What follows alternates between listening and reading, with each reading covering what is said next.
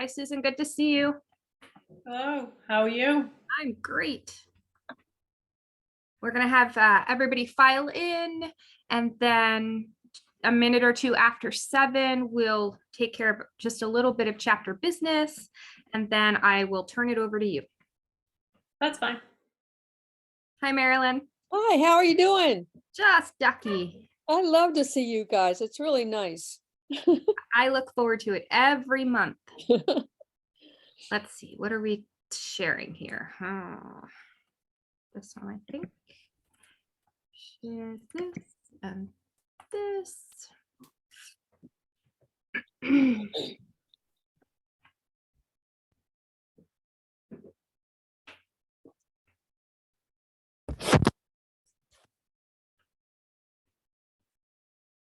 It almost looks like we're just going to have a meeting of Susans. Aha. Susan.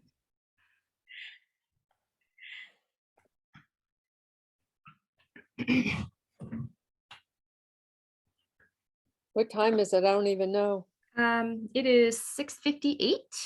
Oh, heavens.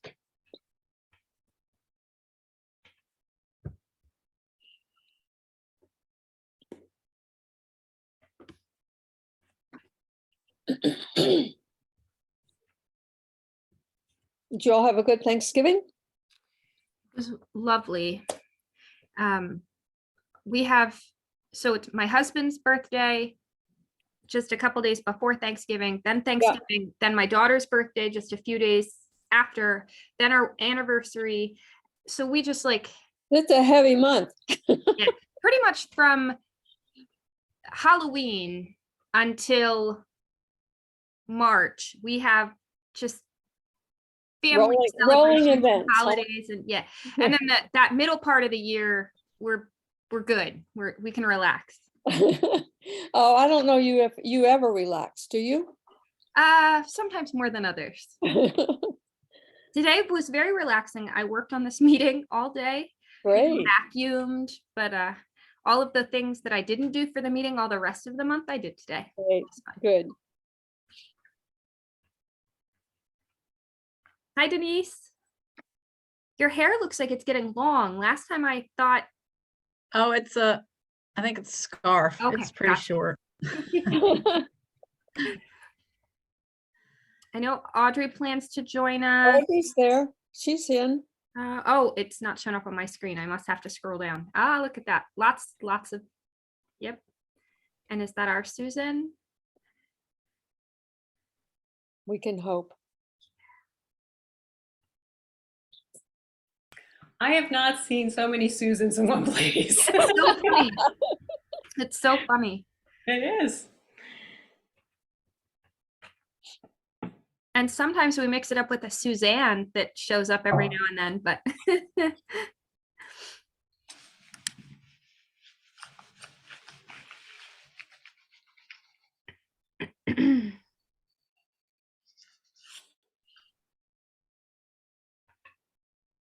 Hi, Judy.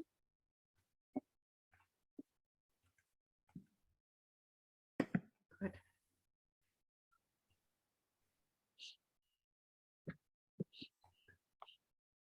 Tom Kalina. Hi, Tom.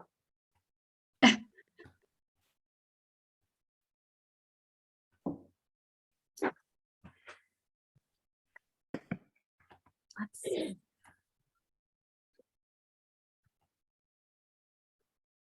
Okay, Susan is having some technical difficulties. Susan, I'm thinking it's Susan, our secretary, Susan. So she's working on it. She will tackle this.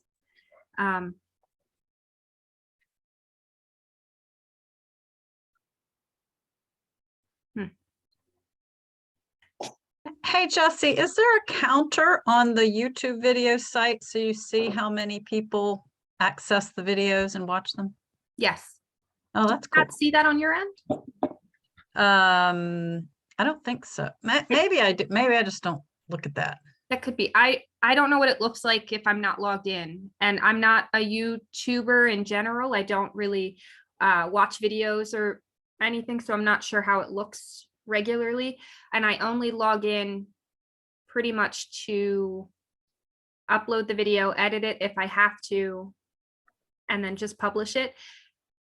Usually when I do that, I try and look back to see, because some people have in the past like written a comment or asked a question or something, and it's like Mhm. months later. I feel bad, but I will try and get back to them. But yeah, some of our videos are shared very frequently because of things like introductions to the club. So those first early videos are referenced a lot. They've got a really high, hi Susan, we see your face now. We've got a pretty high viewing. Okay. And then others, it looks like we usually get between 60 and 100 views Oh, that's great. on our monthly meetings. Yeah.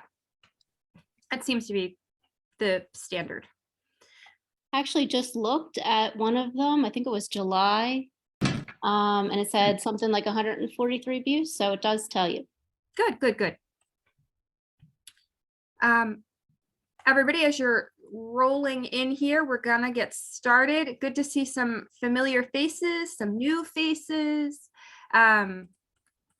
We are having our last meeting of 2022. I can't believe it.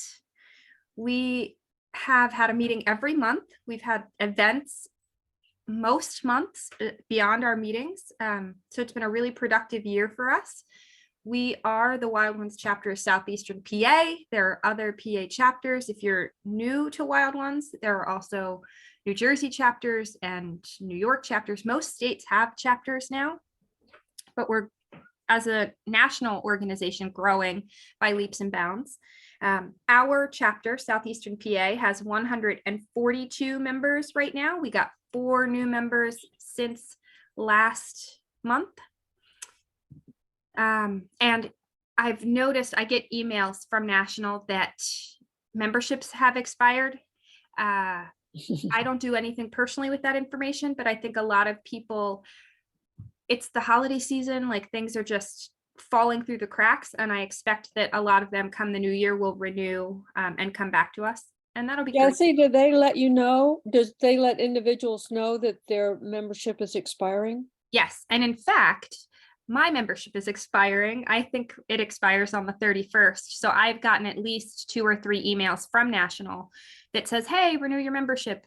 So everybody gets those. And I think they send them out. It's like 3 months before you're going to expire, and then a month before, and then maybe like a couple weeks before. National stays on that. We as a chapter don't do any of that.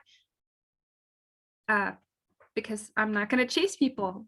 We are happy to have you here, but if you have other things you need to do, we understand. As long as you're getting native plants in the ground, that's our biggest priority.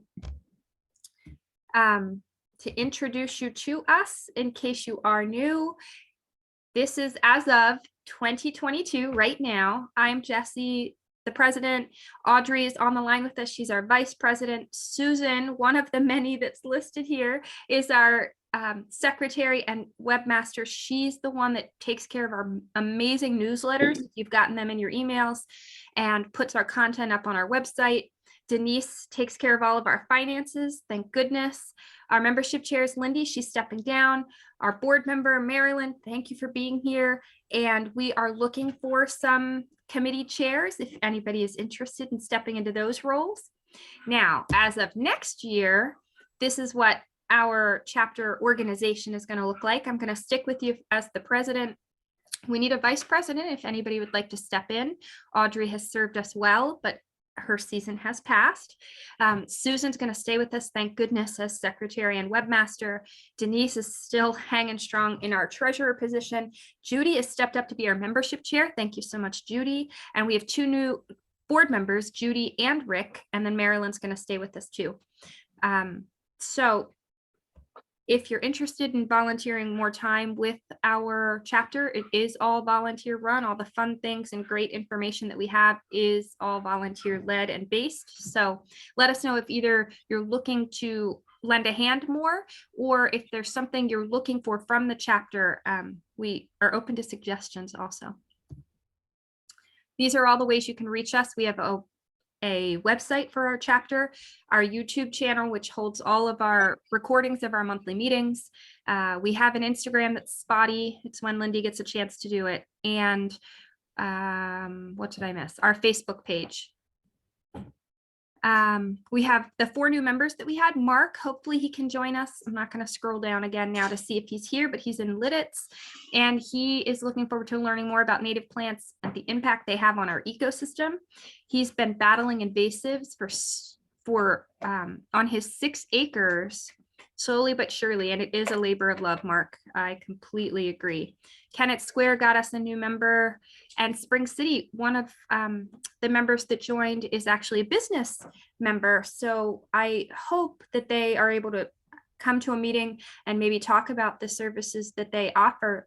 If they are native friendly, that would be really great to be able to help get them business and help our members learn of services that will do the things that they want. If you see members pop up that are in your town or a local or a nearby town, maybe you can reach out and do bigger projects out in open spaces in your areas once you've tackled your property. If nobody has any questions, without further ado, I am going to introduce, I'm very excited to have Susan with us tonight. Susan is the current Hardy Plant Society Mid-Atlantic Group Seed Exchange Chairperson and has been so for 4 years. She's been involved with the seed exchange for over 15 years and has learned things about seed cleaning and seed starting from many mentors. She's also a Montgomery County Master Gardener through Penn State Cooperative Extension. And she has 3 certificates from Longwood Gardens, the 2 original certificates in ornamental horticulture and the other one in landscape design. For Susan's presentation, she's asked that we hold our questions till the end. So I'm going to have everybody mute your microphones. If you have a question, you can put it in the chat and we'll ask at the end, or you can open your mic at the end of her presentation and ask the questions. We can take turns with that. Susan, anything else you'd like me to add before I stop sharing? Nope, sounds great. All right. I'm done sharing. You are welcome to take over.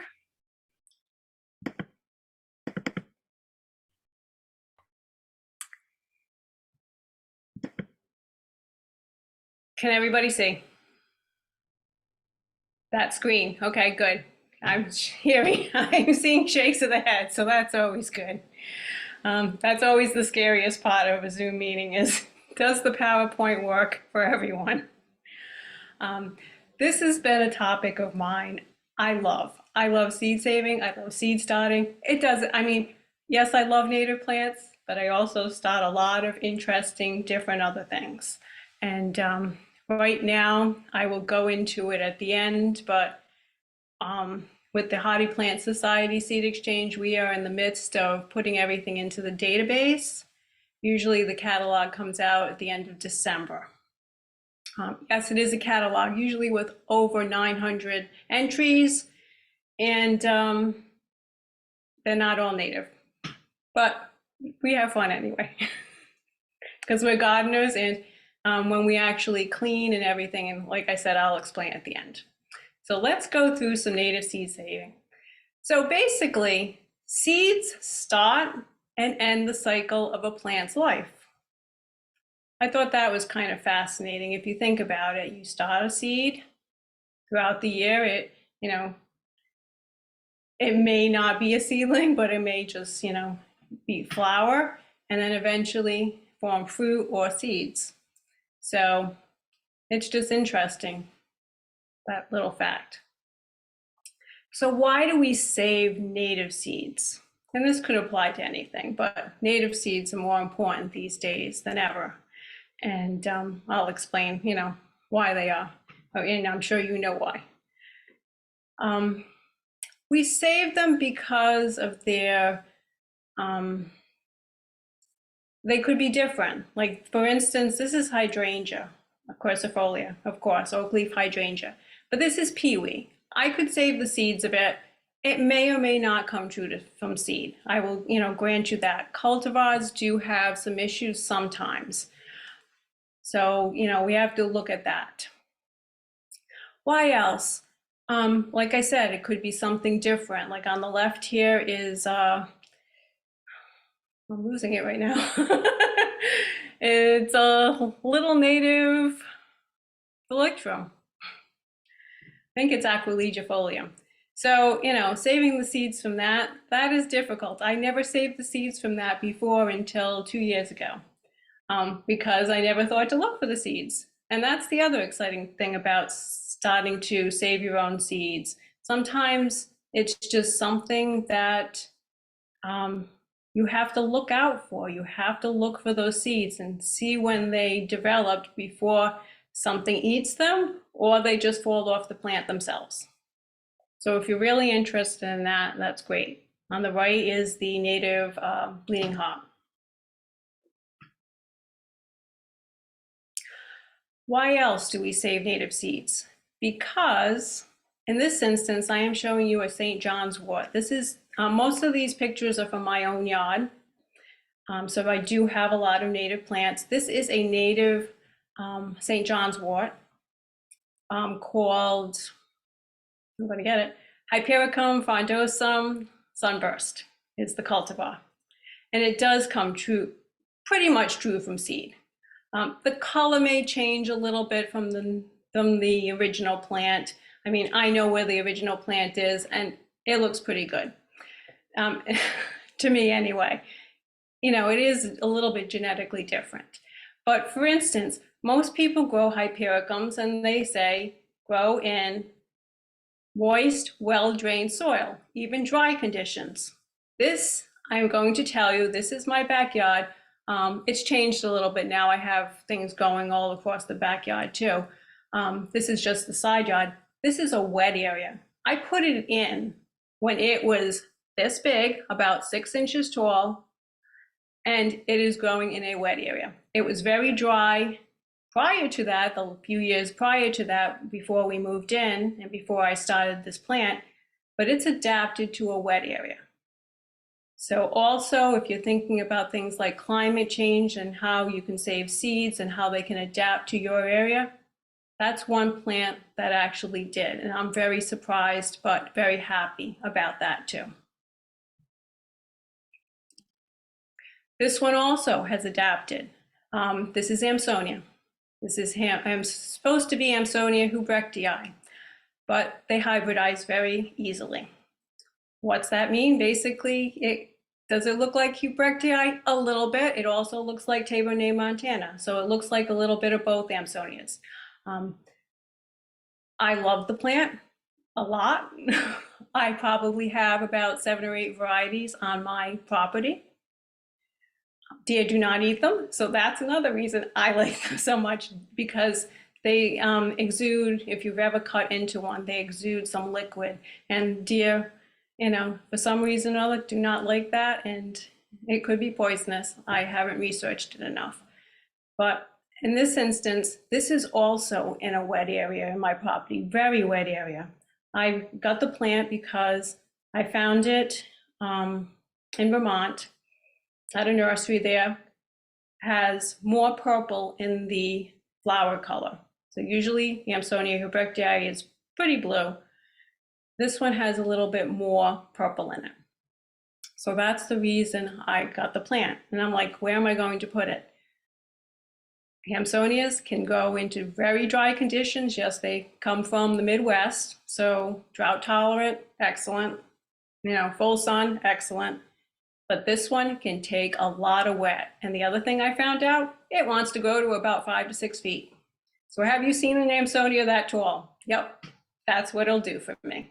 It's over my head. I am only 5'3", so it is over my head. So it's between 5 and 6 feet usually for me. So yes, wet area, and it's taller than any other Amsonia I've ever seen. So, I always put this one into our seed exchange because I, tell them this is where it comes from. This is its provenance basically at this point. So Genetically, it is a little bit different than the original parent plant, what we think of as Amsonia hubrichtii. But it's still looking, the leaves are not as fine as hubrichtii, but they hybridize really easily. So tonight we are going to go through what can we save the seeds of, and this is probably the only part of the whole presentation I will not have a native plant picture in. Then we are going to save seed from flowering native plants, storage of seeds, and germination testing. And then a few other things like viability, that type of thing.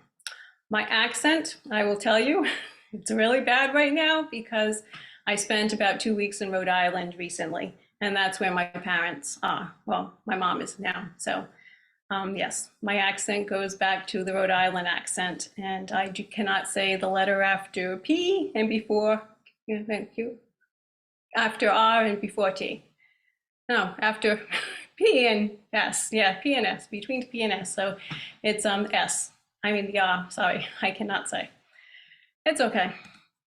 And I still like to speak, but it always gets worse when I talk to them. And like I said, I've been there for quite a while. So, like I said, this will be the only slide, well, there might be a couple, that I do not have pictures of native plants. And the reason why is I just want to discuss why we can't save certain seeds. And it's easiest to discuss it about vegetables. All of these on this page, I think, are heirlooms at this point, or not hybrids. So a lot of times we see, we grow seeds of tomatoes or peppers, and it says F1 hybrid. So basically that means you have two parent plants that were modified by a grower, basically. So, for instance, Sun Gold, a very popular tomato at this point, Sun Gold, has two parent plants, probably a cherry, yellow variety, and maybe even a red variety.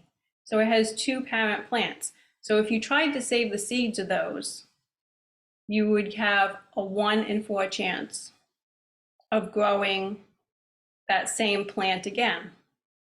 But if you save the seeds of the heirloom tomatoes, or heirloom peppers, or heirloom any vegetable, you will probably get the same plant because they basically have bred it for so long that it's not an issue with the seed changing over time. So F1 hybrids, you have a 1 in 4 chance. Then when they do F2 hybrids, to keep trying to get what they consider a shelf life at this point for a lot of our tomatoes and peppers, what we see in the grocery stores are probably hybrids unless you're shopping at a Whole Foods, Trader Joe's, etc. So Gregor Mendel actually found this out using pea plants. So he did all those things, what he studied, but the inheritance of traits is what's really important at this point. Do we have F1 hybrids in native plants? Not that I've seen. It's usually vegetables at this point. They really are trying to develop a lot of vegetables for their shelf life versus how they taste. So, and there's so much information online about saving seeds from vegetables. And I do have some sites at the end that, can help you with that, and also just basically saving seeds. So, but a lot of the work is done on vegetable and agriculture at this point. So what do we eat? And it's really difficult to find things on flowering plants. It really is, unless you know where to look. But saving seeds of cultivars, or some people call them nativars at this point, could be a little bit difficult because the genetic diversity may change. I have a friend who grew the same plant as I did. It was called Stakey's Hotspot Coral. It's a cultivar. I think it's native. I'm not positive on this one, but I think it's native to the west, southwest. And mine is a darker pink. His is a lighter pink. So you get that genetic diversity sometimes growing out cultivars or nativars of plants. Sometimes you don't even notice anything when you save the seeds of them. There's some plants that all the time, well, you'll get a similar plant, but remember, there will be genetic diversity. So, it is important for some people, how noticeable is the diversity, if they're trying to grow from seed. And like I showed you before with my St. John's wort and my Amsonia, are we producing a better plant for our yards and or the wider community with regard to climate change? And that could be an issue for some people. And that's why they're doing a lot of work on seeds and seed saving through agriculture, because they want to get the best plant for a certain area at this point. I know Penn State is doing a very, last year they did, in 2021, they started the program in southeastern Pennsylvania. They included more of Pennsylvania this year to keep growing agricultural seeds. I mean, you will find that with your extension offices are more interested in agricultural than flowering plants or native plants, basically. So I just basically, the seeds of my plant and the plant I, put in there, they actually, I found they, do better in wet conditions, which could be an issue for some people at this point. If you want the same exact plant, I always take cuttings. I mean, my house right now is probably filled with about 50 cuttings of plants because I don't want to take the whole lodge thing in. I want to just have the same plant again. Or you could they do tissue cultures. That's how wholesale growers do it. A lot of times they can do so much more than just taking cuttings. So the same exact plant, you propagate it by cuttings, or if you want to try seed saving and saving the seeds and then growing them out, it's another way. So how do we do this? Like I said, I will show you so many Amsonia pictures if I could, but I didn't put them all on there. First off, I know some people will never let their flowers go to seed. They do not want that at all. They want the clean look, and that's fine too. But in order to save seeds, yes, you have to allow your flowers to go to seed. You cannot deadhead. You can deadhead a little bit, like, some people I know deadhead coneflowers a little bit, but they get more flowers. So coneflowers are great, of course, for the winter, for the birds and other insects, and they're very pretty with the snow on them. Also, you will pick seeds on a dry day. Pretty much. Unless you're desperate and it's going to frost the next day and you're out there picking seeds. So that would be the only other reason. I missed some seeds this year. I was waiting for them and I just wasn't around. So next year I'll get them. It's not the end of the world. It's a Salvia uglanosa who likes wet soil. Or bog sage. So when ripe, you cut off the seed heads, and they're pretty much right where the flowers are. There's a few instances where, it might be off a little bit, but usually where the flowers are. That's where you always look to pick the seed heads. So in this instance, on the left side, that's the Amsonia jonesii, actually. It's supposed to be a smaller Amsonia, only getting to about 2.5 feet tall. And you can see on the bottom left, there are seeds on that. It might be a little bit early to pick them. So I just wanted to show you that. On the right is Baptisia alba. That has actually changed color on me because Baptisias also are very, they like to hybridize. So that Baptisia has, it's still, a seed head on it or two.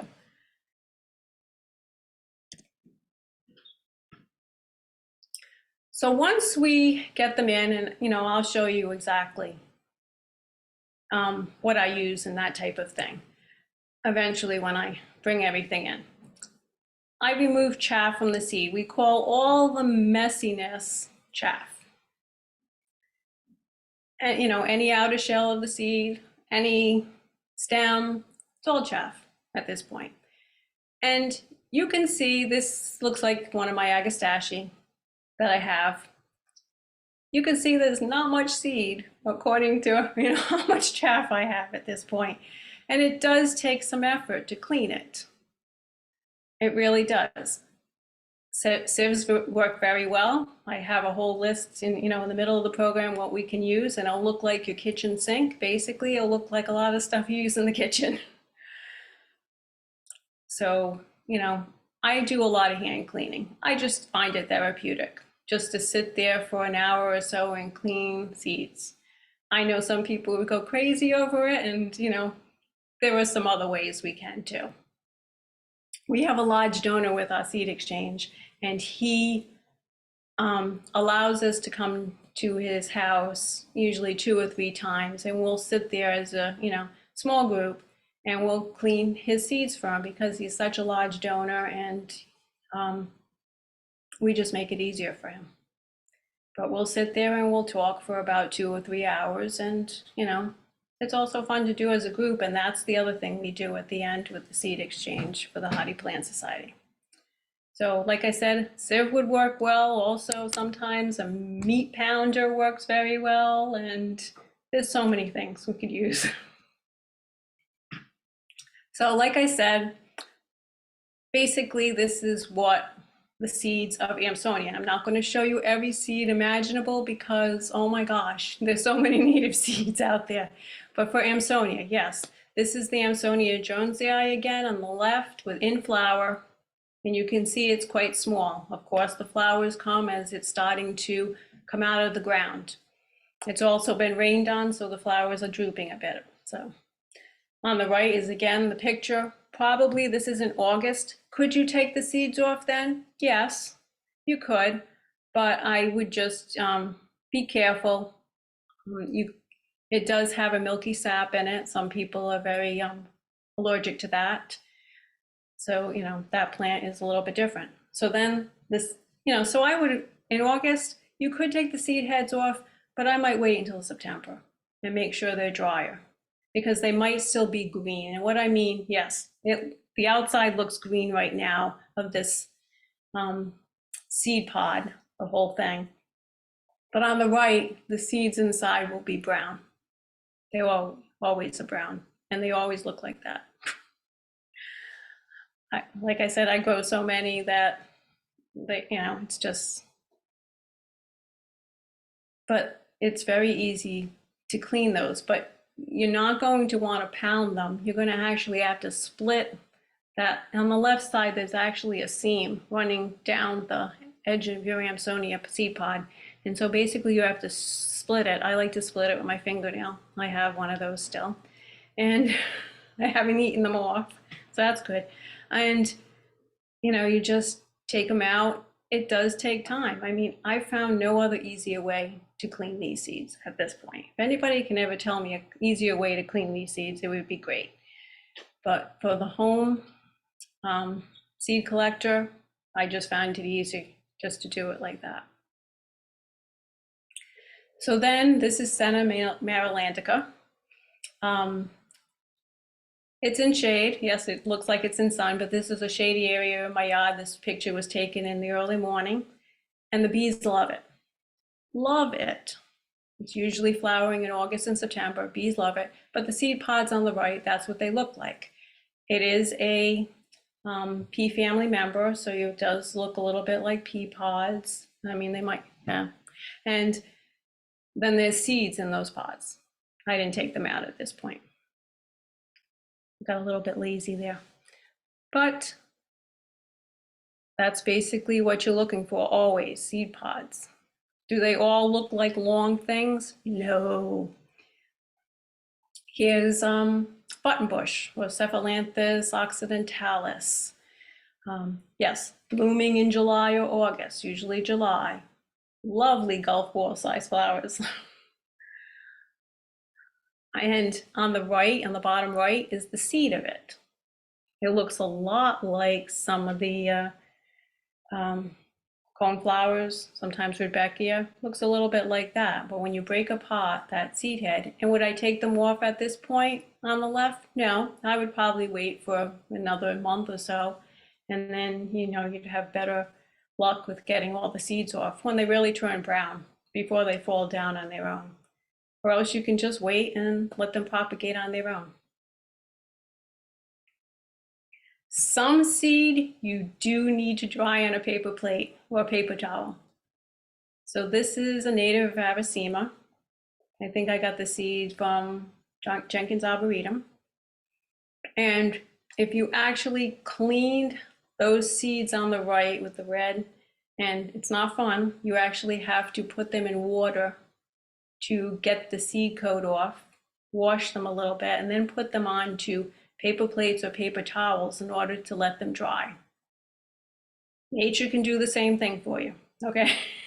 But if you want to save the seeds and move them to different locations, you will have to actually rinse them through water.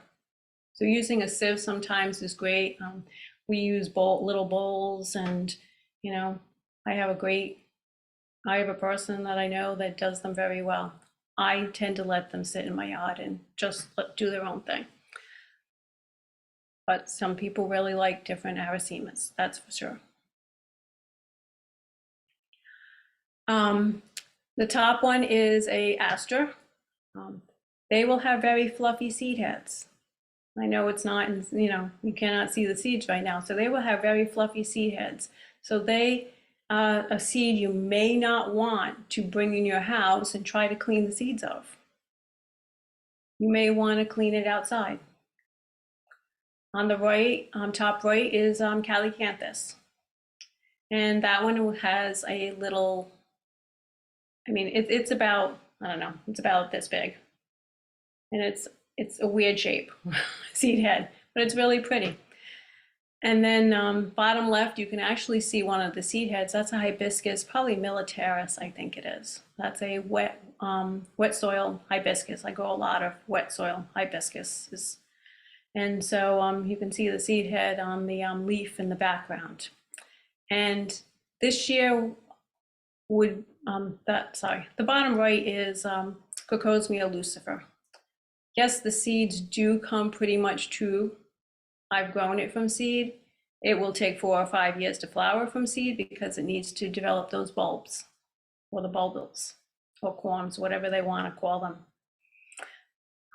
This year was not a great year for them because of the drought in southeastern Pennsylvania. So I did not get any seed of that one this year. But, you know, in years past, great seeds. But because it was so dry, yes, it is a drought tolerant plant, but still, it didn't produce many seeds this year.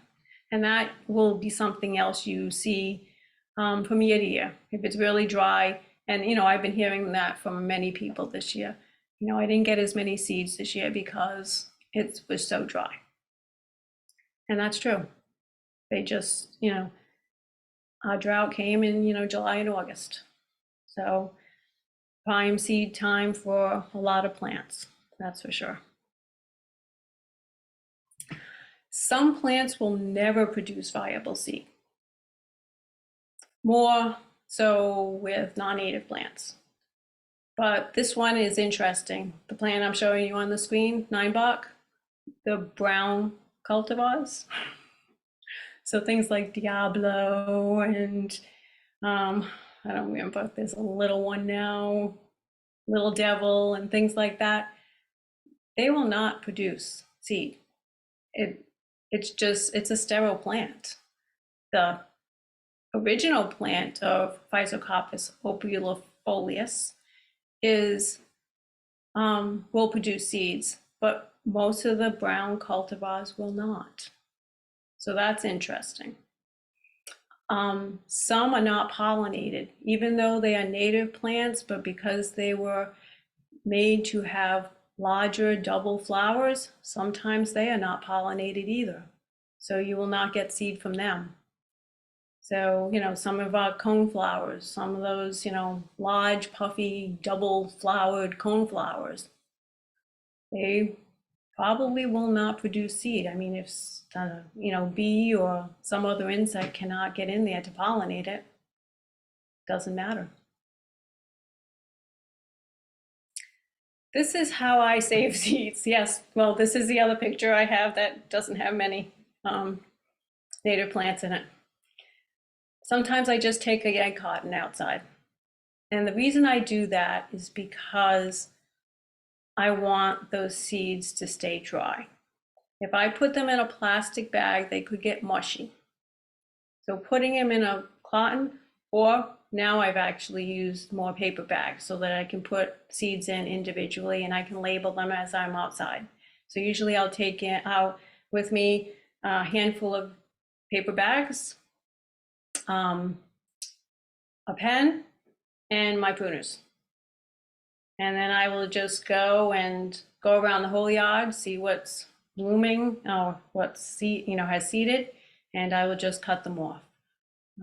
It's just much easier when it's just I see the problems sometimes if you're using too much plastic. And I mean, it's in general, okay? If we're using too much plastic, but if we use plastic bags to hold our seeds, it's not the ideal conditions. Paper is the best. Can it be used envelopes? Sure can. Why not reuse them? I reuse as much as I can. And yeah, I wanted to warn you on 2 plants that I really know about. And I did mention this with the asters before. If you're saving seeds of butterfly weed, outside again. If you're trying to clean those seeds off, or else you will have those fluffy seed heads all over the place. I have an interesting story on that one. Someone sent us seeds once through the seed exchange, and we had a whole bag this big of Asclepias seed head. And of course, when you open the bag, they went everywhere. We do it, we actually do it at different local gardens in the area. We actually clean the seed and sort them and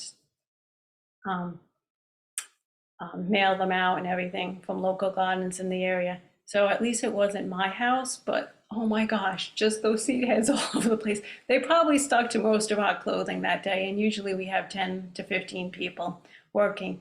So, probably stuck to most of our clothing, but yeah, it's always easiest to clean those seeds outside. Another seed that's difficult because it has a hard seed coat would be the Ruellia carolinianus or humilis, whatever you want to call it. They're both native. The names, there's very slight variations in them, but they're the native perennial Ruellia. And they bloom with those purple flowers. And the seed heads are great, except you can't open them. So basically, I showed you the paper bag again. What I do is, and I've learned, it took a while for me to learn this. I put them in the paper bag. Make sure you close the paper bag in this instance, once you have the seed heads. And you just let them pop all they want. Eventually, when you hear enough popping, it's kind of like popcorn. It could take a while. It really could. Because you may cut off the seed heads when they're green, but they will turn brown, but they will pop in that bag eventually. And it's quite interesting to hear that happen. But I wanted to warn you, there are some seeds like that, kind of like impatiens. They kind of do the same thing with the throwing of the seeds wherever they want. That's why impatiens are called touch me not, forget me not, whole bunch of different names. So yes, that is a native plant, great native plant. Only gets a foot tall, but it's very difficult to open those seed pods. And there are some seed pods that will, really take some effort to get that seed out of. The other thing I wanted to mention, let's do it here, is, let me just think for a minute, difficulty in seed pods. Like most of my presentations at this point, I wing them at this point, but I've, worked on this for a few days, so I know what's happening. Some seeds are very difficult to germinate. even native, native seeds. So especially your trees and shrubs. So if you're trying to germinate, say, winterberry, taking the seeds as soon as possible and putting them into some kind of moist soil. And in this instance, you could put them in a paper bag and just even put them in a refrigerator. They may germinate that way. They also may germinate, just having them on a counter in a plastic bag with a little bit of soil, moist soil, and just germinate that way. It is much easier to try to germinate a lot of our native tree and shrubs seeds immediately. That's what we found over the years. I get a lot of poor seeds. Stop giving me poor seeds. I had about 10,000 last year. I do not need 10,000 poor seeds. So, they will germinate immediately. So, it works very well if you can do it that way. I know, a lot of our experienced seed savers will send in their seeds in moist soil in plastic bags. And some of them are germinating right away. So, we have little tags saying, they're germinating, put them in, soil as soon as you can. If you keep them in a cool location for a little while, it'll stop the germination a little bit. But once you put them out in the warmth again, they'll want to, grow into little seedlings. So, yeah, none of us have these type of conditions. This is the seed bank in, I think it's Norway now, right? Norway, Svalbard, I think it's called. I do not have a good pronunciation. So we don't have the greatest conditions. So how do we store our seeds? Good question. And, we don't have the right humidity conditions. The one on the right is, of course, the Q seed storage facility. All countries have seed storage facilities at this point. Most of them store agricultural seed, and there's a good reason for that. In case of wars, and, Africa has had many, civil unrest periods, and some of them have lost some of their seeds, but neighboring countries actually held some of their seeds too. And this seed bank in, I think it's Norway again, is trying to hold a lot of the agricultural seeds for certain countries. Do they store a lot of flowering plants? No. Some of the countries are starting to now. In the last 5 years, they are just starting to store some of the flowering plant seeds because they're realizing that pollinators need them in order to, as well as pollinating our fruits and vegetables. So they are trying to store some of them at this point. Our seed banks, I think in the US, there's a few of them. Seed Savers Exchange has a little one out in Iowa. Colorado is a large one. Some of the larger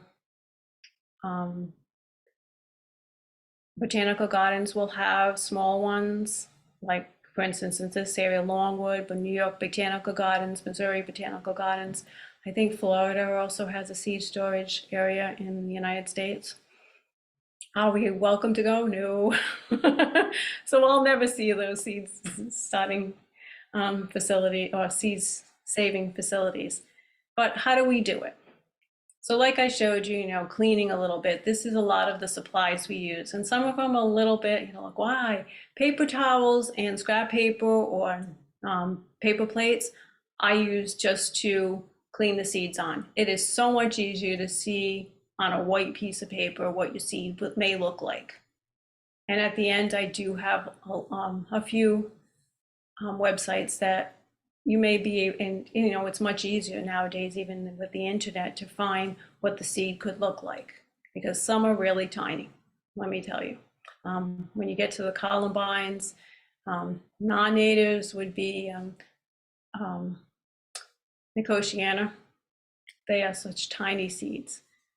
So yes, we use a lot of sieves, different size sieves. And yes, they could be from your kitchen. I mean, on the bottom left there, you know, little strainers. A meat pounder would be nice. That type would work better than, you know, usually a handle one, but the handle one would work pretty well too. And this was interesting. Somebody brought this up to me this year, a Varroa mite checker. So if you're a beekeeper, you know exactly what that is.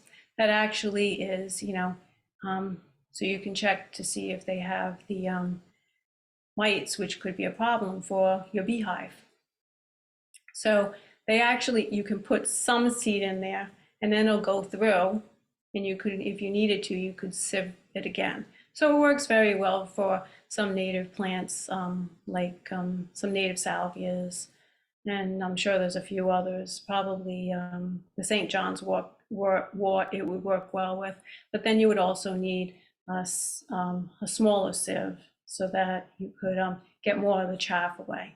But you can actually shake that and it actually works quite well. I'm actually buying a few of those for my seed exchange this year, so if I need to clean them, it's an excellent. The other thing I use, I always write on my envelopes, very good idea. Sometimes I forget to, it's not a good idea. But yeah, I usually use envelopes. You know, just to write on. Some people like to use labels to put into the envelopes. For small seeds, I really like the glassine envelopes. Some people use them for coins and things like that. And so those are great to use. I did use a plastic bag at the end because I'll explain that in a minute. And some people actually use desiccant to put in with their seeds. I never have. And yes, dried milk could be a desiccant. It could be. People have used that too, besides what you get in the flower pouches when you get fresh flowers. So I do not use a desiccant. I don't find it necessary because I open my containers enough, and I'll show you what I use at this point. We used to I used to store them in my refrigerator until they took up like 1/16 of my refrigerator, and my husband didn't appreciate that when he's like, where's the food? We could put more food in there. I'm like, yeah, well, there's seeds. So they took up an area, and I'll show you what I got eventually. So yes, paper envelopes are the greatest. Paper anything is the greatest for seeds. It's just, it collects the moisture if there's any, and you really do not want moisture in your seeds. Labeling, and I like to put the year, just because I'm saving seeds year after year. And yeah, they can be kept for a while, but I'm not sure what the viability for a lot of these flowering plant seeds are. Unfortunately, there are no real viability charts. For agricultural crops, there are so many viability charts. For native plants, none. So that's why I like to put them in. And if I get enough year after year, I will just, you know, throw some away. Or I might try germinating them and see what happens. So this is what I do now. I've gotten little containers, and the left one's my vegetables, the right one's my annuals. I have a perennial one, which I include trees and shrubs in there too. And yes, I have I actually have 4 containers in there because the 4th one just holds extra seed that I haven't separated yet. And so I just have these in my little refrigerator on the left, but any refrigerator works. So like I said, if you don't have many seeds, putting them in a plastic bag, Ziploc bag, whatever you want to use, and putting them in your refrigerator works very well. It will last for quite a few years. It really will. I've germinated some things and I'm like, oh, this is never going to germinate. I've had it for 10 years now. Oh yeah, I've gotten germination out of it. So it will work. So doing germination tests too. Like I said, the viability, we don't have many sites for flowering plants, what the viability is. There is one that might tell you a little bit about the viability, but not many. And I do have that at the end. So yes, vegetables and fruits, sure, they could tell you the viability all the time. And yes, this is a plant that they found in permafrost in Russia. This was about 7 years ago, I guess in 2015. This is the oldest living seed that they germinated. So yes, seed can last for a long time, but it has to be under the ideal conditions, and then they actually grew it in a lab. So they, tried to get they cut open the seed, tried to get some viable tissue in that seed. And so this is a mycelium in Russia. They said that the seed from the old plant, the two things that they noticed, because they still can grow this silene, they're still growing this silene now. They said the two things they noticed were that the flower shape was a little bit different and the sexing of the plants was a little bit different. So yes, seed can last for 30,000 years. I'm not sure if this is the picture of it. I think this might just be a picture of what the plant should look like, the silenes. I think it's Stenophylla. But 30,000 years, it was in permafrost for most of it. So ideal conditions, of course, under the ground. And they really, took the time to really try to grow this plant again, which most of us can't do.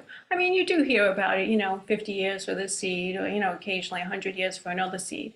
And yes, depending on how many seeds they had to begin with.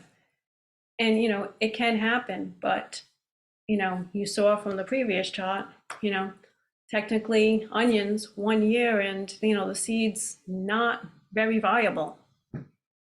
But also, I have to warn you on this, when they sell seeds of vegetables and things like in fruits, they expect usually between 70 and 80% germination. So that's also what they're looking at. So yes, so for your onion, if you're trying to grow the seeds again the following year, the germination could be down to 20. And so the seed companies, that's not good for them. They have to have 70 to 80%. So that's why they also say that. But you may get some germination the following year. So the viability on that. Yeah, I did it, people do germination testing all the time. So, you put 10 seeds out and it could be a plant that's been in your refrigerator for 5 years. Yeah, you didn't get, it looks like 3 out of that, the fourth one looks like it's just starting. And so, germination's then down to 60 to 70%. So it's a little bit lower than what the seed companies want. And each seed is different. So usually 80% is usually for peppers and tomatoes, 70% maybe for cucumbers. So there are, USDA rules on that. So some of the information I wanted to give you was that seed site, the top one, the seedsite.co.uk, great site to look at seeds. They do have a whole variety. It actually is a very nice site about, seed saving, even seed starting if you wanted to, that type of thing. Norman Dino's Seed Germination Theory and Practice was a small booklet. Well, it's quite large, but it's a booklet. Norman Dino was a researcher from Penn State in the 70s, 80s, and 90s. And he put out his theory and practice. And when he died, he said he just wanted to offer it free to everybody. So it's actually on the USDA's website, and you can download it for free and look at it. And it's really interesting how to germinate a lot of seeds. And he's really telling you about the viability of some of those seeds. Some may not be native, but there's probably a lot in there, So it's about 250 pages. So you can yes, you can download it. It will take a while. You can actually print it out yourself too. So he offered it. So it's a great resource to have for some of your native plants and non-native plants, of how to germinate them. But also he does talk about them a little bit, and the viability. Like I said, seed exchanges, 3 I really know of right now is the Hardy Plant Society's Mid-Atlantic Group Seed Exchange. I will discuss that in a minute. North American Rock Garden Society has a seed exchange. They're a great resource too. And Seed Savers Exchange, of course. And now there's many local seed libraries. I've talked to a couple of people this year about starting seed libraries.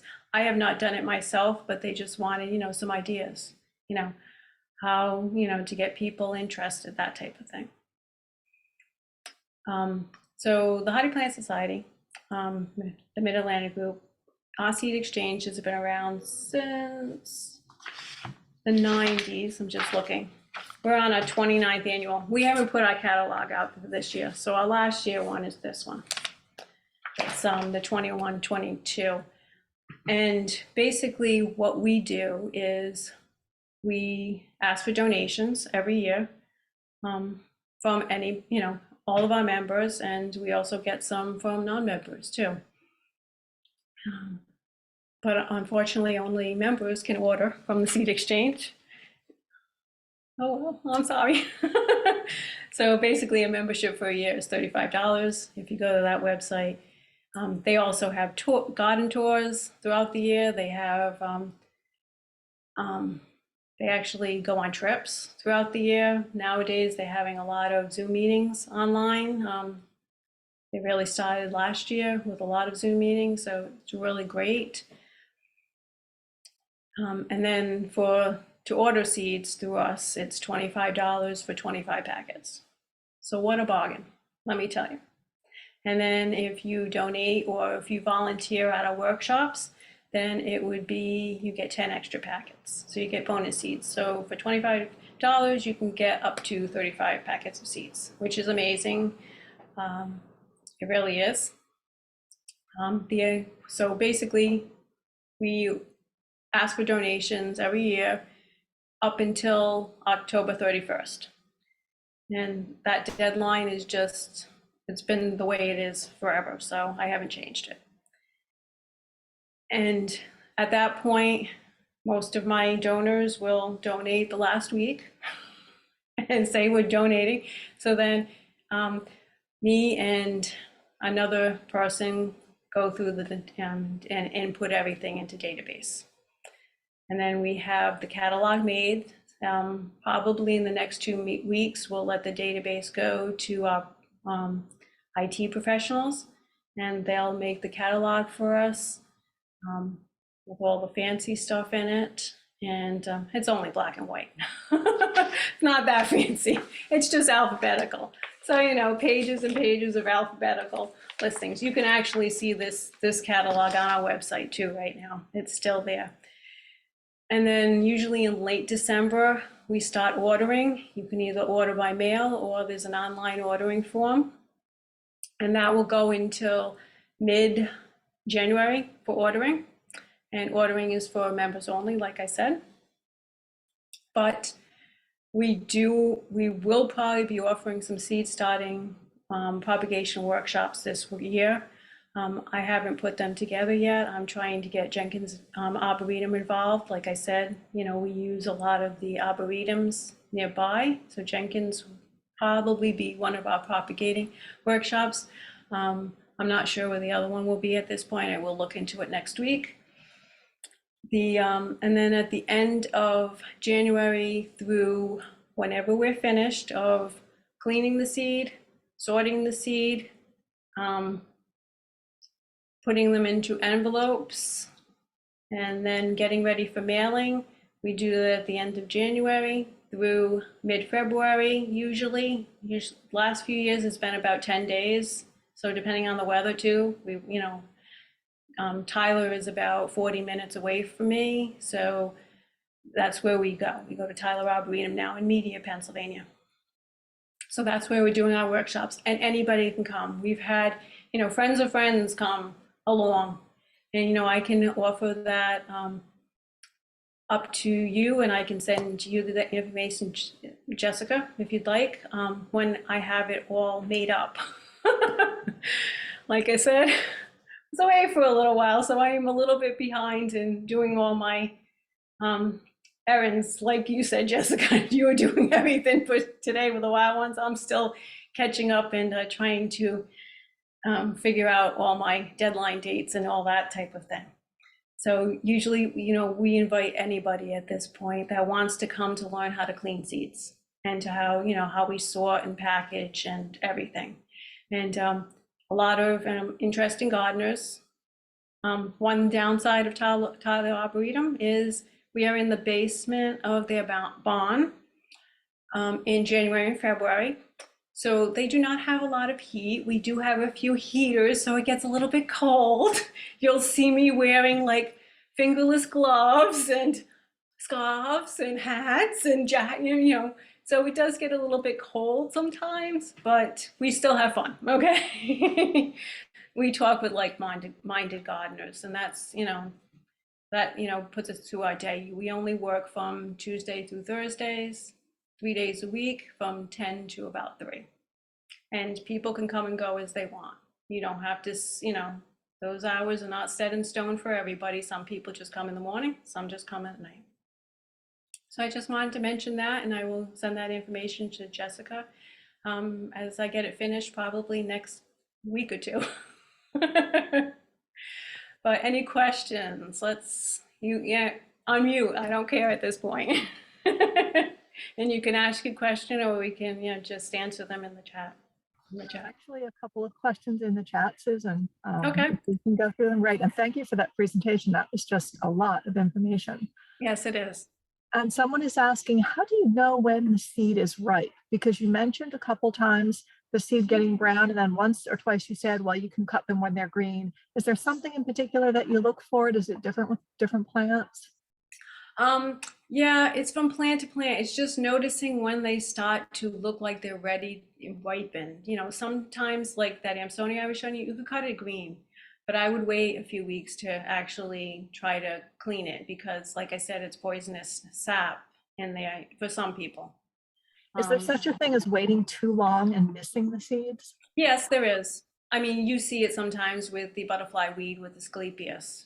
You turn around one day and it's just flying all over your yard, that type of thing. So yeah, there is too long. Like I also said, I was waiting for bog sage, and because I wasn't around and we had the frost in between, that I missed the bog sage. So it's good to keep checking is what you're saying. It is just, and it's really, sometimes it's difficult to find the seed. Like I was showing you that Electrum at the beginning, it's really tiny. It's, it's probably like 6 inches tall. And so, you're down on your hands and knees, basically looking at, to see when the seed's ready. Yeah, So, or salvia. If you look at salvia, it's got that cup, but you don't know if the seed is inside or not. The seed could have fallen out. Well, sometimes just all I do is press on the salvia and see if there's a seed inside or not. Some salvias have a lot of seeds, some do not. I have a salvia that I grow. It's not a native one, and it will never produce seeds. It had never done, but it blooms in the shade for me in the fall. Oh, So that's unusual for that's salvias. Yeah. So it's Salvia koyami. So Okay. it's not a native one, but Right. it blooms in the fall in the shade. So Nice. why I like So it. here's another question. Would you recommend propagating Calycanthus from seed, or would it be a lot quicker from cuttings?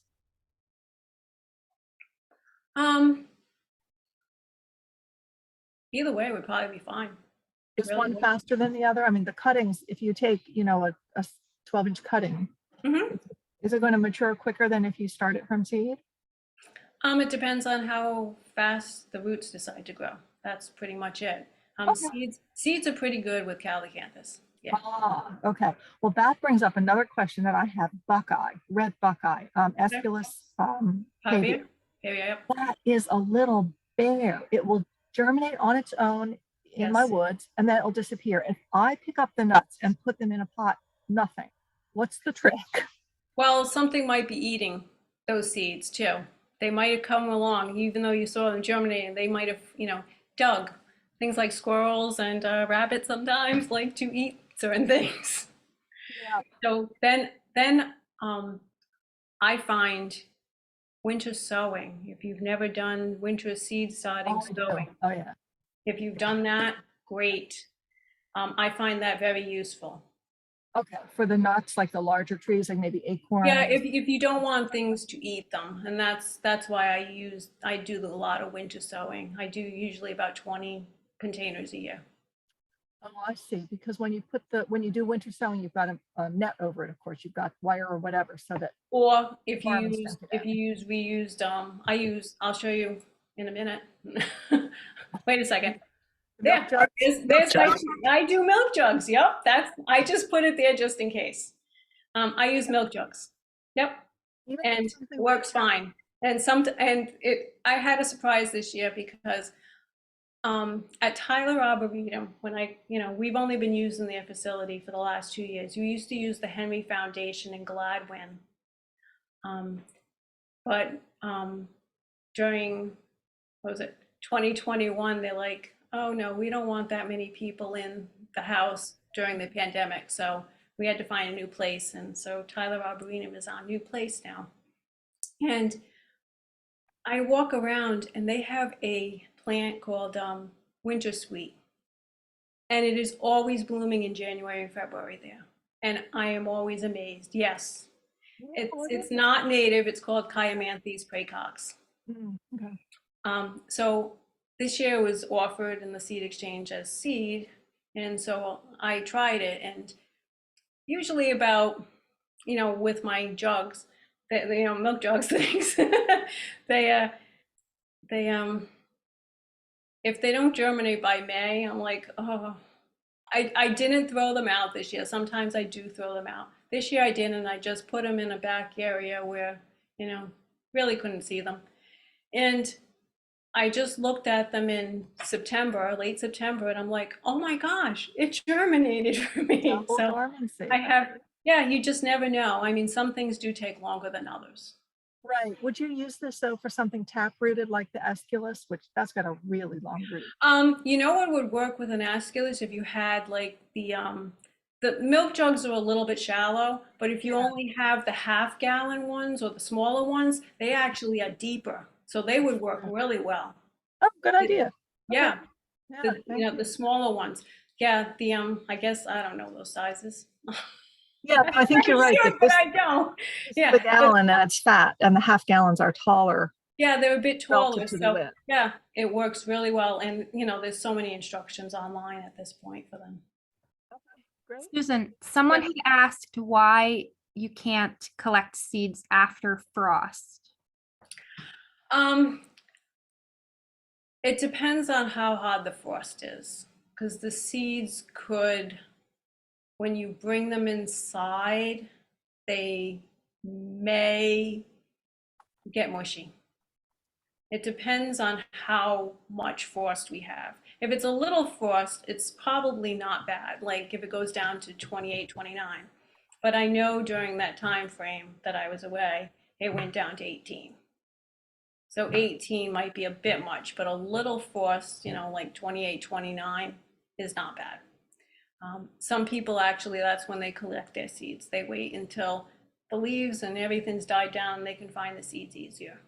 So yes, I don't, only because I don't like cold. I am not outside unless it's above 50 degrees. So that's my reasoning. But yeah, you can actually collect the seed when you have a little bit of frost, just not too cold.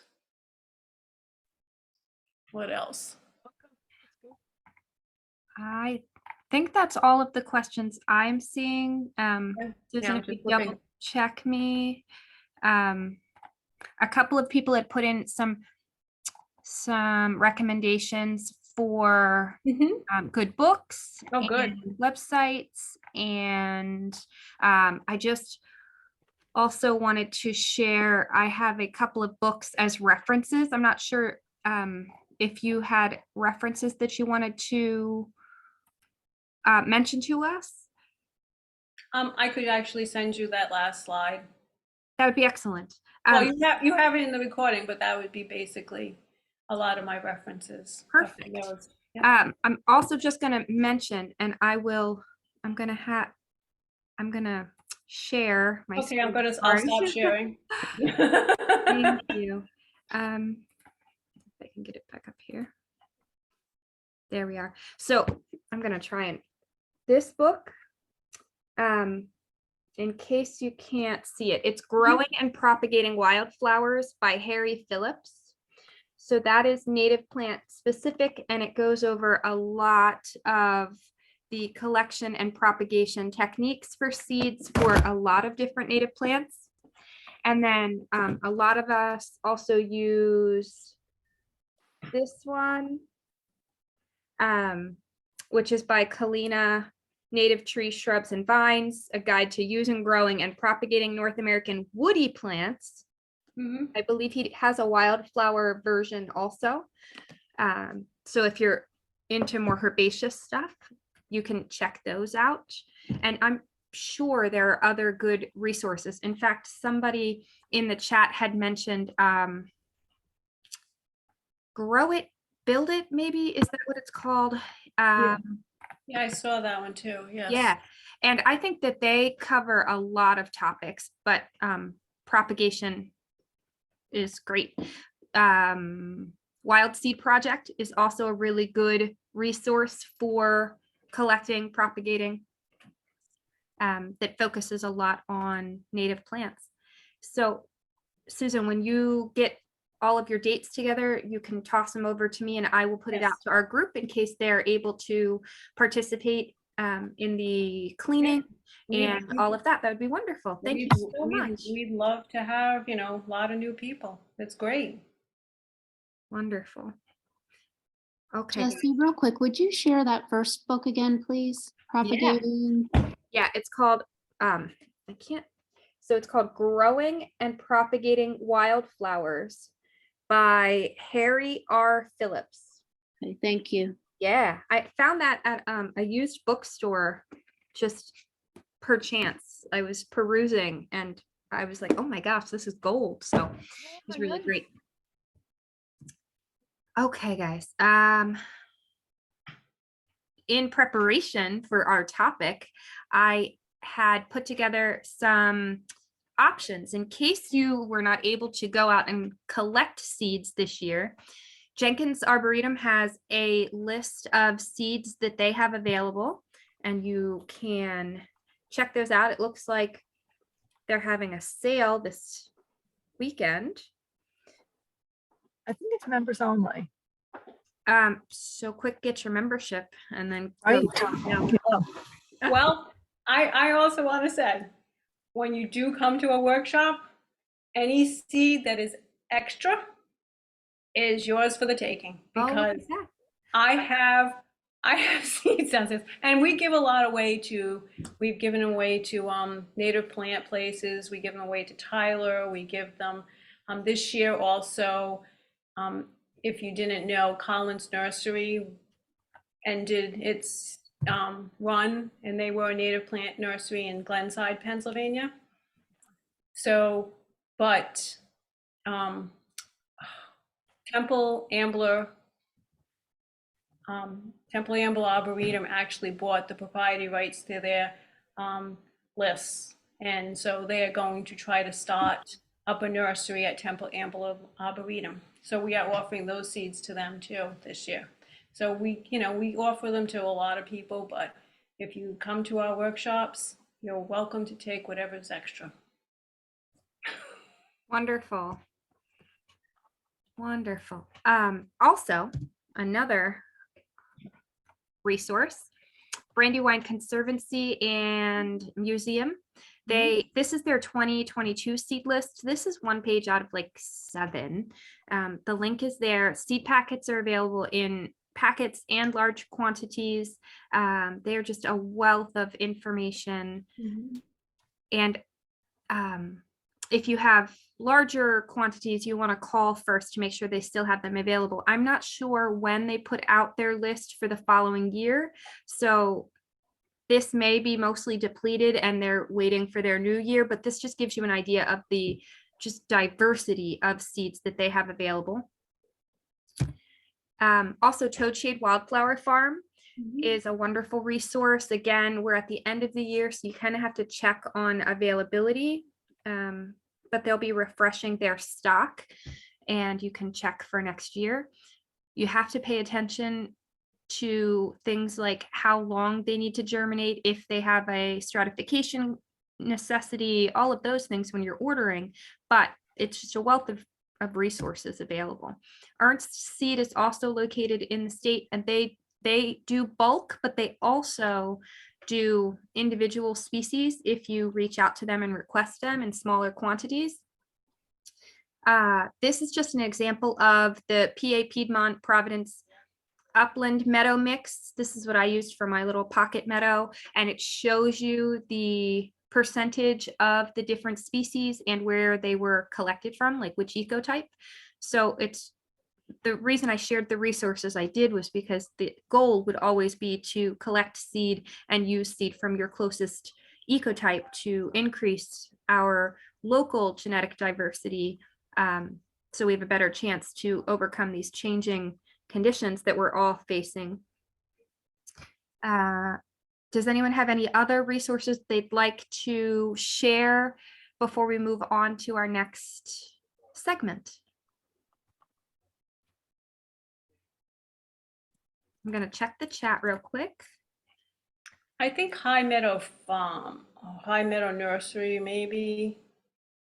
Can't remember where they They are. do, I think I know what you're talking about. They do a lot of vegetables. The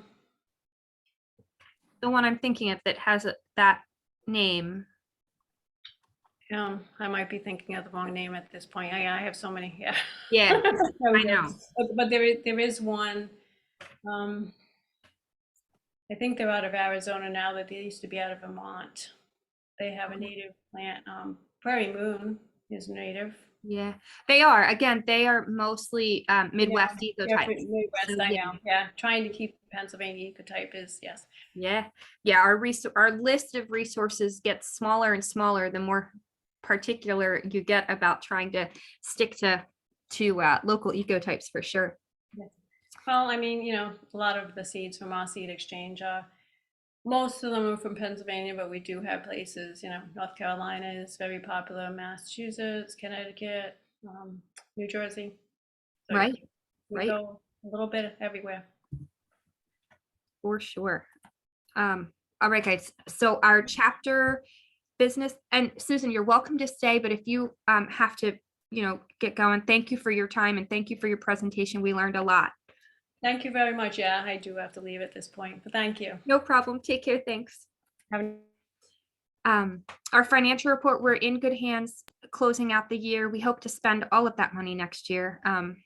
That's our goal. We want to put that money into plants and into the ground. So we had no payments or income this year, except for like our 20-cent dividend we get from our credit union. We are going to move on to our thought of the month, which is focusing on pruning this year, which I don't know about you, but I need to learn so much more about pruning. This is just going to be the tip of the iceberg. We would hope to have a pruning presentation next year. We're going to work on that for you guys, but I am going to turn this over to Audrey to talk to us about pruning. And Jesse, the company from Spring City that you talked about, maybe they would be willing and wanting to do a presentation for us on this. That's a good idea. That's a good idea. I'll have to reach out to them. Today was the first chance I got to look to see that I noticed that they were even like a business entity that had joined us. So yeah, I will definitely look into that. Okay. Or I can, just saying. Yeah. Okay, so if you want to prune your native trees and shrubs, winter is the best time for this for many reasons. Individual branches and the general form of the plants are easier to see without their leaves.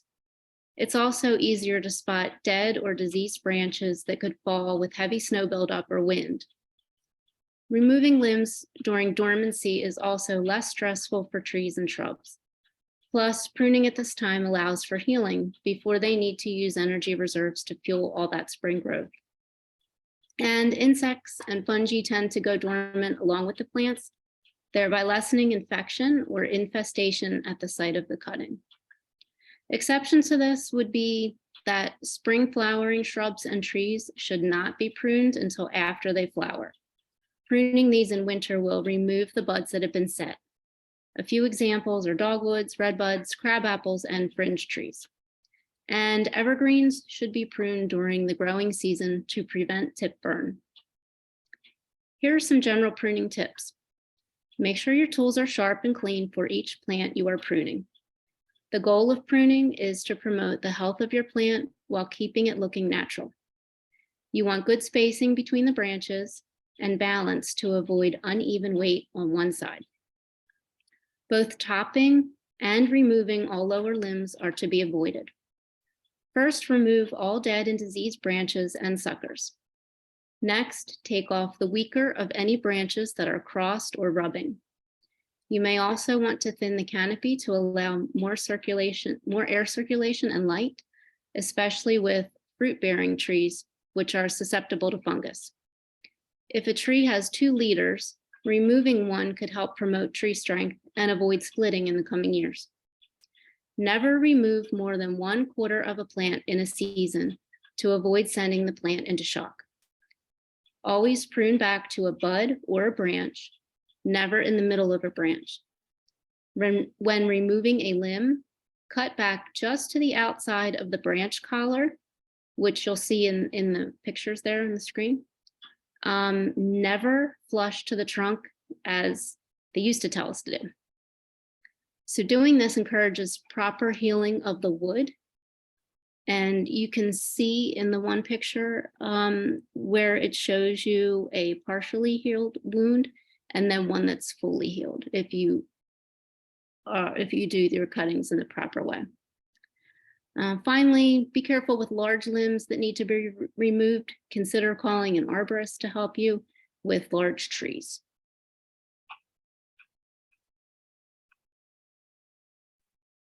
Awesome, thank you so much. And I think the pictures really help to point out the differences, because until I started even learning about native plants, I didn't realize there was such a thing as a branch collar and a place that you were supposed to cut. So now I look at these poor plants that I've butchered over the years, and I'm like, oh, if only I had known better. Yeah, same. And at Mount Cuba, they taught that cuts never actually heal. They seal, but they don't heal. So I thought that was interesting to learn, so that the smaller the cut you make, the less sealing the plant has to do, but that it's never going to fully heal. Though the difference between these 2 wounds is apparent. I wonder, they never went into it deeper than to say they don't heal, they seal. So I'm not sure all of the science and biology behind that statement. So. Well, I know that there's special cells in that branch collar that will help the tree seal or heal, whatever word you want to use. Right. Because I'm not sure of the difference either, but so that's why that's where the tree would prune itself naturally, with wind or snow or disease. It would come off at that point. Right. And where it stops sending resources. So yeah, yeah, interesting. I want to make sure that I'm not missing anything in the chat, guys. Sorry. Okay, great. Excellent. And then we also have our tree of the month, one of my favorites, Sweetbay Magnolia. Yeah, so Magnolia virginiana is the northern form of Sweetbay Magnolia. It is a deciduous to partially evergreen small tree growing to about 20 feet tall. Leaves may remain on the tree in mild winters. It prefers full sun to part shade and rich, moist, well-drained soil. Its form is multi-stemmed and vase-shaped. Bark is smooth and green on young trees and mottled in silvery gray on mature trees. The inner bark also has a light scent of bay leaves. The fruit is a cone-like structure bearing seeds with a thin red coating, attractive to songbirds, turkeys, quail, squirrels, and mice. Beavers love to eat the fleshy roots. Deer eat the leaves and twigs. People can use the leaves to make tea and to flavor soups and stews, like bay leaves. Sweetbay magnolias are a host plant for the eastern tiger swallowtail, Sweetbay silk moth, spicebush swallowtail, and also provide pollen and nectar for pollinators. Sweetbay magnolias can be found growing wild with red maple, sweet gum, willow oak, viburnums, spicebush, summer sweet, and swamp azalea. Plants in an area protected from wind. Spring planting is advised due to their fleshy roots, which are prone to rot if planted in the fall or winter. You'll also want to limit excessive gardening under mature magnolias due to their tender roots. Consider planting Sweetbay magnolia near a porch or patio to take advantage of its beautiful, glossy, deep green leaves that are silvery on the undersides and smell of bay leaves when crushed, and the large and extremely fragrant, lemon-scented, creamy white flowers that bloom in late spring through early summer.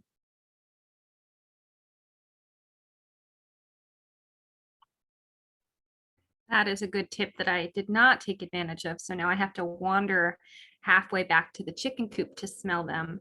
And then Or plant another one close to your house. I'm gonna have to. And then the tip about planting them in the spring, I wish I would have known that. I planted several whips in the fall, and I only had maybe half of them, I would say half, make it through to the following spring, and they actually didn't even come back from the original whip, but sent up new shoots. So they're going to be kind of slow, I think, to establish. Had I known better, I could have given them a head start and put them in the spring. So Yeah, it's interesting, all these little tricks you find out when you start researching this stuff. Right. So hopefully this helps people. yeah, for sure. Upcoming opportunities, guys, lots of fun educational opportunities coming up. Some things you have to pay for, some things you don't. Morris Arboretum is putting on a program about ecological gardening, the basics. New Directions in the American Landscape has a symposium happening January 5th and 6th at the Bryn Mawr College. They're both in-person and virtual options for that symposium. If you missed that one, you can travel up to Connecticut the next week.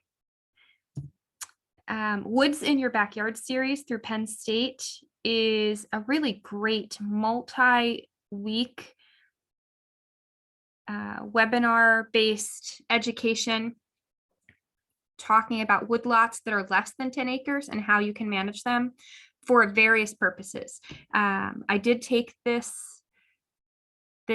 series, even though I have much less than 10 acres and it's only wooded because I am putting baby trees in it.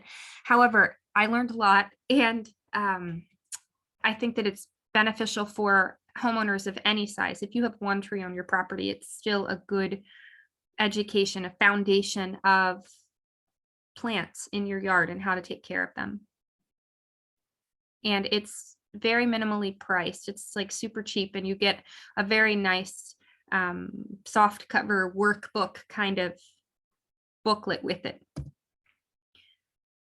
Ecological Landscape Alliance is another great nonprofit that does a lot of webinars. The Urban Pollinator Corridor is coming up on December 14th. When you are a member of their organization, you have access to all of their recorded webinars also. Howard Nursery every year does like a seedling super cheap sale. This one is specific for seedlings for schools. I didn't get a chance to look at if they had their information out for just the general public to make purchases, but I'm talking you get 25 whips for like $10 or something, very reasonable. So if you're trying to plant a lot of things and a lot of property, this is a really good resource. Howard Nursery doesn't do all natives, but they do a lot of natives, and they work on like state game land to reforest and replant. Where is Howard Nursery? Good question. It's somewhere in state, I believe. I don't remember You where. can look it up on the website. Yeah. Right. But they typically will mail you your whips, or you can go and pick them up. I've known people that have done both. In fact, we had a member who had used Howard Nursery to do a lot of whips on her property. And when I got to take a tour, she gave me some bayberry whips that she had gotten through this program, and they all took off like crazy. And they were essentially, what's it called? Like just rooted and sent dry. They had no potting soil, no, they weren't wrapped. They were just dormant with roots. And they all, as soon as I put them in soil, they took off. So they have some quality stuff. I wanted to tell people about this new book that I recently found out about and ordered. It's called Wild Plant Culture, a guide to restoring edible and medicinal native plant communities. And by finding this book, I also realized this Wild Ridge Plants is pretty close to us. They're in New Jersey. They mail order seedlings. I checked before the meeting to see if they also offered seeds, and they do not. They just do containerized plants, and they're done with their mail order portion for the year. However, they start up again, I think in March or April. Check them out. I look forward to reading this book. I have not started it yet, but I think that this is right what we're trying to do, right? We're trying to put in plant communities that serve multiple purposes. So this was an exciting find. A sneak peek at our next year's meetings, and we're gonna play around with the idea of maybe not having so many meetings and maybe not doing a definitely December meeting, because we could all use just a little less to do right around this time. So subject to change is this calendar. However, we've got some great people lined up to talk to us and teach us lots of great things. This is the list of our native plant nursery options I like to show. I did not add that Wild Ridge on there yet, but I might. My worry is I'm going to put so many on here, you're not going to be able to read them because they're so small. So we will see. There we go. We got an answer to where Howard Nursery is. Excellent. Anybody have anything to add? Any other questions? Any things you're excited about? Things on your Christmas list, native plant related? Susan, you probably have 32 milk jugs already started. 4. So I have a question. Once you've started the seeds, like I did the same thing with as she did with beautyberry seeds. I put them, I didn't think anything was going on with them. I put them aside, later came back and they're little tiny seedlings, but they're still little tiny seedlings. I don't know whether to bring them inside, put them in the ground, keep them in pots. I don't know what to do with them now. They're only about 5 millimeters tall. Crops grow really slowly. I think if you can keep them outside but sheltered over the winter, that's probably the best. Did you transplant them already? Well, I've transplanted 2 into the ground. I have some in the milk jug that I put in my shed outside, and I just brought in 2 today. You're hedging your bets. That's, yeah, I think that's brilliant. Yeah, I don't know about bringing them inside, but either transplanting them in the ground or maybe in pots sunk halfway in the ground, because you know how things overwinter better in the ground than up in pots. So to kind of protect them. Yeah, exactly. From the huge freeze thaw cycles that they would get if they were exposed in a pot, because their roots now are a lot more sensitive than when they were in the seed case.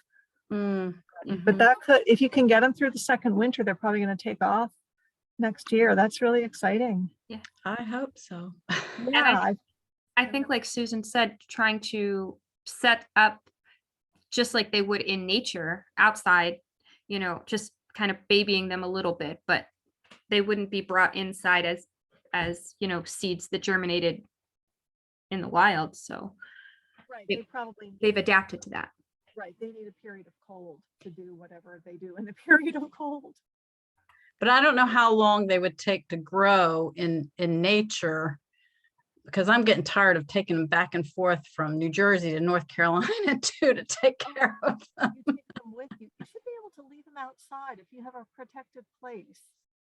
Maybe a pile of wood chips. A lot of nurseries overwinter their stuff in wood chips. Okay, I'll try that. Yeah, and as Yeah. long as we get a sufficient amount of rain and snow, occasionally, they have much less moisture requirements through the winter, but they still need something. What about Right. leaves? Leave the leaves.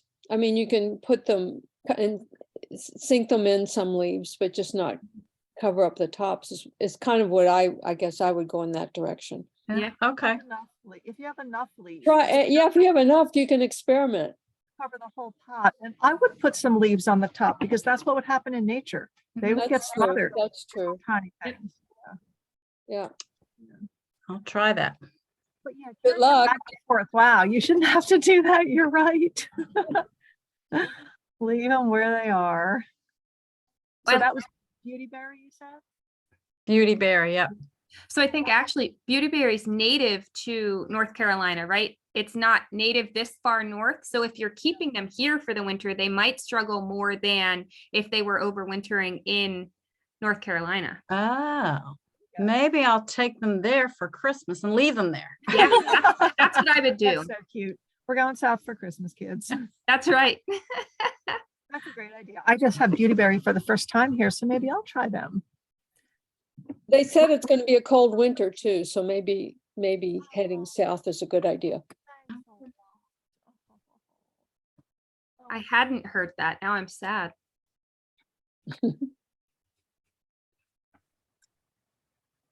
I learned a lot. Susan, I'm sorry, I can't hear you. Oh, I just asked Denise what she did to prepare the seeds. Did you just throw them outside in the milk jug when you pulled them off the plant? Yep. Well, I got the seeds actually from the the North Carolina Botanical Garden. Oh, well, then they should definitely go back to North Carolina. Yeah. Oh, Yeah. yeah. They're out of their Yeah. element up here. Okay, I'll try that with my beautyberries. And then Susan, you're kind of fading out. Sorry, I don't know if it's my microphone or what. I I'll did stop the talking. I did the winter sowing in the milk jugs. Okay, great.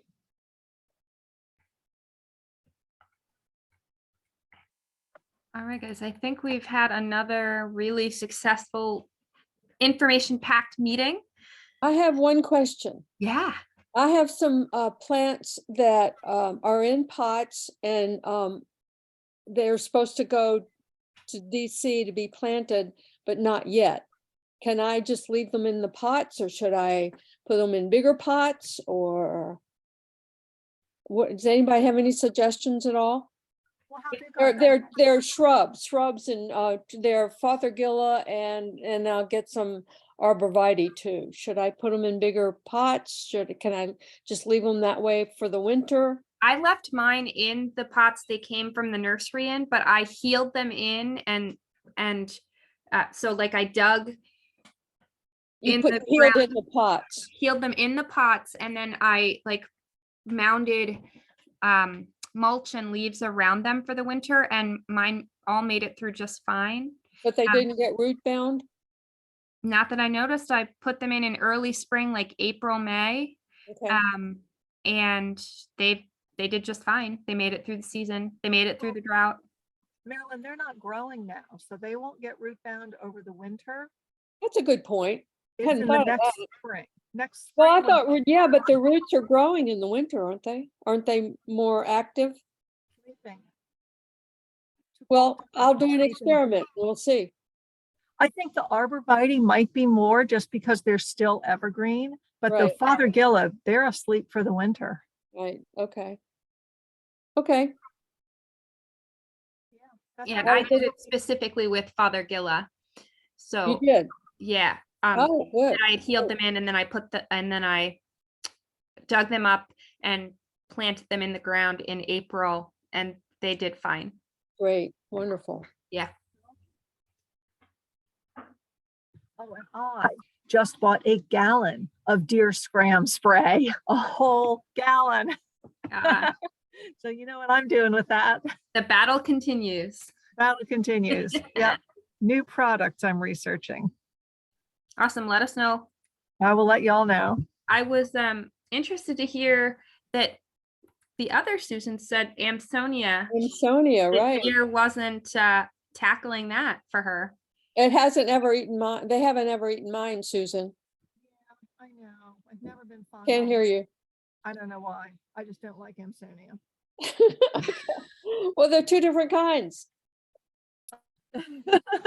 There are, that's true. Well, they don't eat Calmia either. I'm branching off into mountain laurel because they don't eat it. It's hard to Okay. grow. It seems to be hard to Yeah. grow around here unless it's doing its own thing. I find it was hard to grow. Yeah, I can't keep it alive hardly.